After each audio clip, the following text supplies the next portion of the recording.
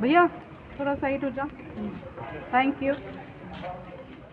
Kakenhun here paragliding joka Sinjok Meghalaya Aero and Adventure Sports Association kalami menta kasngi na po nong ba Shillong na benta ban Leit joka Shlem ajing Hikai jongka training of trainers kaban long hapo Nepal nadu ka santarek hadu ka khasautrik yayong arjar hulai kini kenhun kabadan Shipho Ngut baro hapo ka jingilam jongba John Ernest Sawian kalami menta ka janmiet na po interstate bus terminal hakaba kani kenhun kan Leit ban shim benta shaka TOT ban Shah ajing Hikai ka pilot level 3 bad haka pilot level 4 kaban long Shipho sngi kanthi hapo darang ha Nepal kani ka training bagi yele menta ni bagi lam ni ka training menta Shipho Nepal and can le kini ka P3 P4 and ka training of trainers ye sa Nepal ni don ko mas ni ka training ka long stay and again ko to ye ngin sipet ma ila ban Shipho skim ni before 2 days or something for a little bit of exposure when you come stay ngin pet how the pilots and everything how they actually do and what kind of things they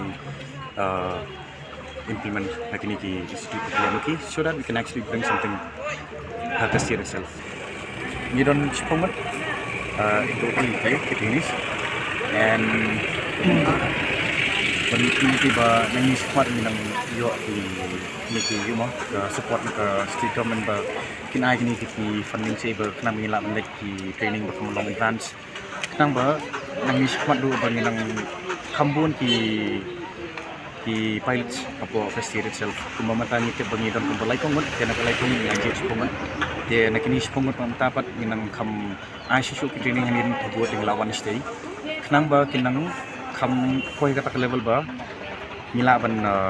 compete agini ki national level and to ki international level so kindan the in terms of tourism attraction as well nilaban you kidon ki bala ban ka 10 pilots kidon bala ban ta kini ki solo pilots the based on requirement but you tingi ko amin pelong tay kanya po state and ini ba kani ko ketika platform ka ba nkong e ba patmai ko we nkong e belong ini kan saya ta kan it's very new tang ba nga community ba natit iba kata ba kani ko we ka you kan banong kani ka ways of